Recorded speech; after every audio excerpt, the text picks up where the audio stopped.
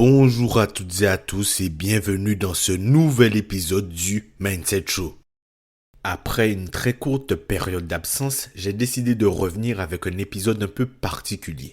L'épisode du jour sera un peu plus sous la forme d'une conversation, un peu comme si on m'avait posé une question et que j'y répondais. Le but même de ce format est de vous parler avec spontanéité. Cet épisode n'a donc pas du tout été préparé et la seule chose que j'ai en tête, c'est le thème. Et en parlant du thème, durant cette conversation que nous allons avoir ensemble, je vais m'atteler à répondre à une question que l'on me pose très souvent. Cette question, c'est comment rester motivé lorsque l'on poursuit un objectif. Dans mes conversations en privé, c'est la question que l'on me pose le plus. Et c'est naturel, mon contenu est beaucoup rattaché à la motivation et c'est de surcroît une problématique que la majorité des gens rencontrent dans leur quotidien. Mais plutôt que de m'arrêter simplement à cet axe-là, je vais prendre le sujet dans sa globalité. Dans l'épisode du jour, nous allons voir ensemble dans un premier temps comment se fixer un objectif et ensuite, je vais dérouler le processus à suivre selon moi pour tenir dans la durée et avancer le plus efficacement possible. Alors tenez-vous bien et prenez de quoi noter, car je vais vous partager des astuces et des techniques que je partage lors de mes accompagnements en face à face. C'est parti! Pour commencer, lorsque vous désirez réaliser quelque chose, la première chose est d'identifier précisément ce désir. Pour ce faire, nous allons procéder en 2 étapes.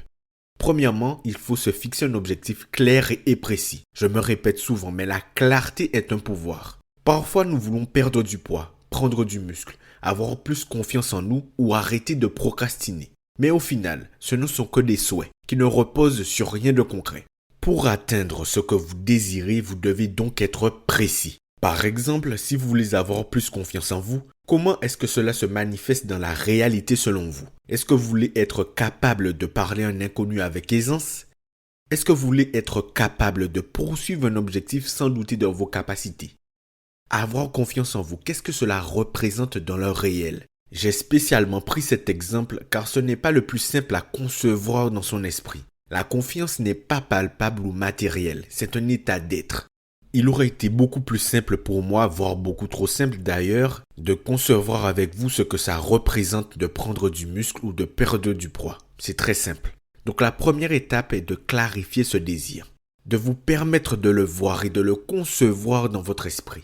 Vous me direz que c'est logique, mais ce n'est pas toujours le schéma mental que nous avons. Ajouter de la clarté permet aussi de faciliter la prise de décision et les choix à faire au quotidien. Lorsque l'on sait où l'on va, nous avons un cap à poursuivre et nous savons plus facilement quelles sont les actions à mettre en place. La deuxième étape est de comprendre et de réaliser le pourquoi vous voulez atteindre cet objectif. Afin de ne pas baisser les bras en cours de route, il est important de faire reposer cet objectif sur un pourquoi puissant. Mais d'abord, qu'est-ce qu'un pourquoi puissant? Un pourquoi puissant, ce sont des raisons, des motivations profondes qui nous tirent vers l'avant. Elles nous poussent à agir car elles nous prennent aux tripes. L'un des exemples que j'aime bien prendre, c'est celui de la mère avec ses enfants. Une mère est capable de tout pour ses enfants. Elle est capable de s'oublier, de faire des sacrifices immenses pour permettre à son enfant de ne manquer de rien, d'être bien vêtu, d'être bien nourri. Elles font tout pour. Leurs enfants sont une motivation forte et profonde. Elles ne se posent pas beaucoup de questions quand il s'agit de leurs enfants. J'ai pris cet exemple pour schématiser et pour moi c'est l'exemple le plus fort que je puisse trouver. Donc pour revenir à quel est votre pourquoi? Pourquoi désirez-vous réaliser cette chose? Il est important de mettre en avant que vos raisons n'ont pas à être universelles. Elles sont avant tout personnelles, elles vous appartiennent. Vos raisons ne sont pas les miennes et inversement. Peut-être que vous avez un profond désir de liberté que personne ne peut comprendre. Peut-être que vous l'éprouvez à votre entourage qui vous a sans cesse rabaissé, que vous êtes capable de réaliser des grandes choses. Peut-être que vous le faites pour mettre votre famille à l'abri.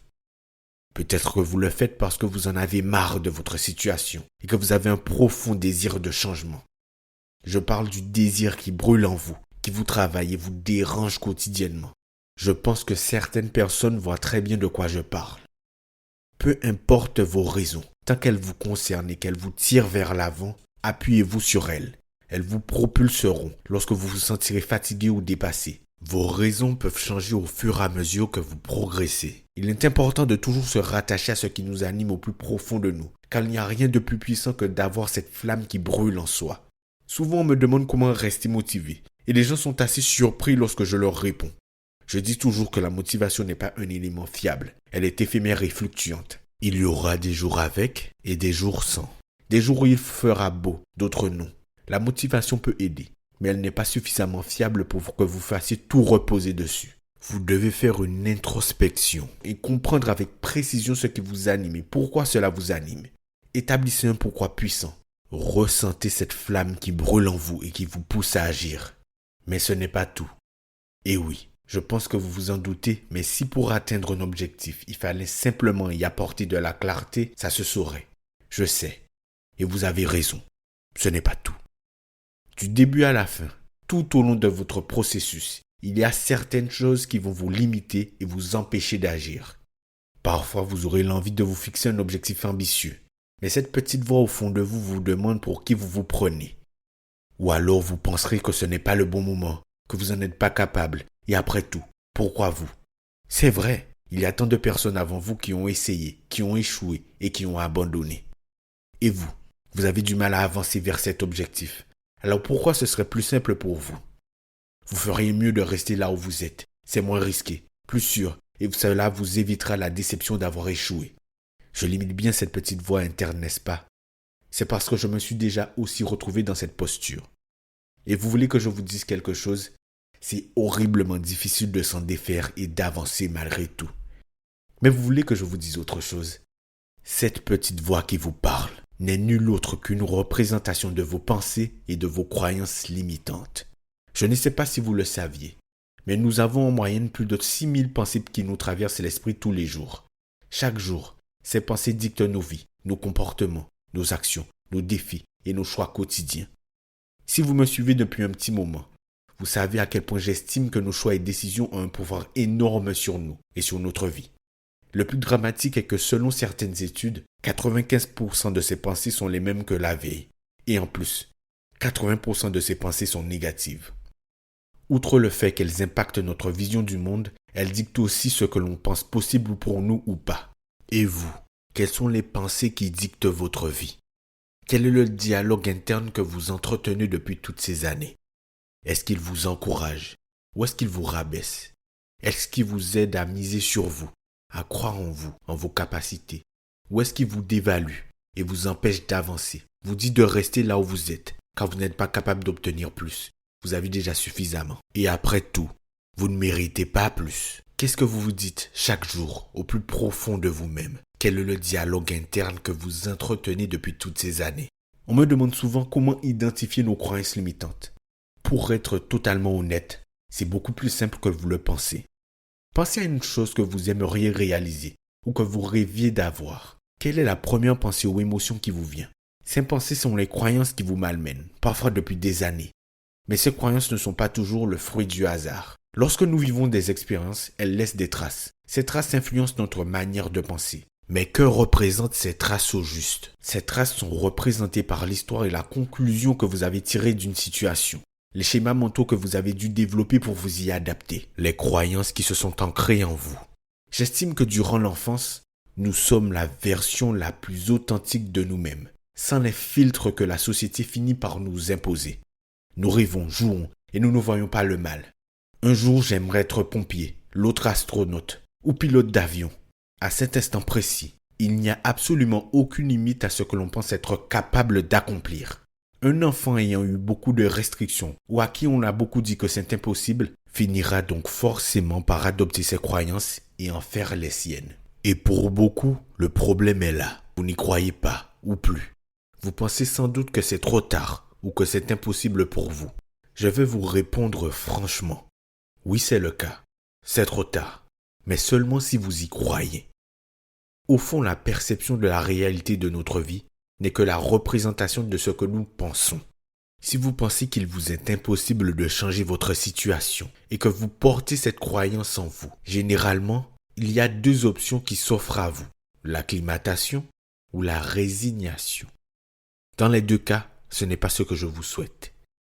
La croyance que j'ai fini par adopter est que, au fond, Nous avons déjà tout ce qu'il nous faut pour réussir et être ce que nous voulons. Nous avons ce pouvoir-là en nous. Le pouvoir de décider, le pouvoir de changer. Mais si vous n'y croyez pas suffisamment et que vous n'y apportez pas suffisamment de crédit, rien ne se passera. Il y a une phrase que j'adore dire. Il faut croire avant de voir. Et la phrase que vous entendrez le plus des gens qui réussissent certaines choses dans leur vie, c'est qu'il faut croire en soi. Mais plus qu'une simple phrase bateau, c'est une réalité. Il faut croire en soi. Croire en soi, c'est croire en ses aptitudes, en sa capacité à persévérer, à apprendre, à vous dépasser, à vous réinventer et à surmonter les difficultés. Vous l'avez déjà fait à maintes et maintes reprises. Pour en être à là où vous en êtes aujourd'hui, vous avez dû apprendre des compétences, un boulot, apprendre à gérer une famille, à vivre seul, à prendre ses responsabilités. Parfois c'était facile, d'autres fois non, mais vous avez persévéré, car vous étiez sûr de ne pas avoir le choix. Des fois ça a marché, d'autres fois non. Donc vous avez dû réapprendre ou vous réinventer. Vous avez parfois été déçu, mais vous avez continué à y croire, sans vous poser de questions, sans vous remettre en doute. C'était parfois difficile au quotidien. Vous vous sentiez faible et pourtant vous avez tenu. Vous avez persévéré.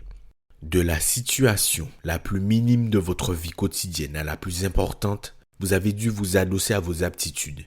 Et souvent, vous l'avez fait de manière totalement inconsciente, car vous pensiez ne pas avoir le choix. Mais aujourd'hui, vous avez le choix d'aller faire ce qui vous fait vibrer, mais vous avez peur. Vous ne vous en sentez pas capable, soit parce que vous n'avez pas conscience de vos réelles aptitudes, soit parce que vous avez en vous des croyances qui vous limitent. Ou les deux. C'est souvent les deux d'ailleurs, car ces deux choses sont liées. Aujourd'hui, je veux que vous remémoriez une situation difficile que vous avez traversée et que vous avez surmontée. Elle n'a pas à être immensément difficile. Ce n'est pas une compétition. Prenez conscience de qui vous êtes et de ce que vous êtes capable de faire. Et pour une fois, agissez différemment. Offrez-vous le choix, la possibilité d'aller vers ce que vous voulez réellement. J'espère que cet épisode vous a plu. Je sais, la chute est un peu brutale. J'ai beaucoup apprécié faire cet épisode, ça m'avait manqué d'ailleurs.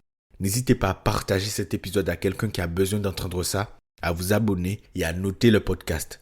C'est très important pour moi, cela permet un bien meilleur référencement du podcast et cela me permet par la même occasion de toucher un plus large public. Je vous remercie vraiment d'avoir écouté cet épisode d'aujourd'hui. C'était Jordan, mentor et mindset coach pour vous servir. On se dit à la prochaine pour un nouvel épisode. Salut!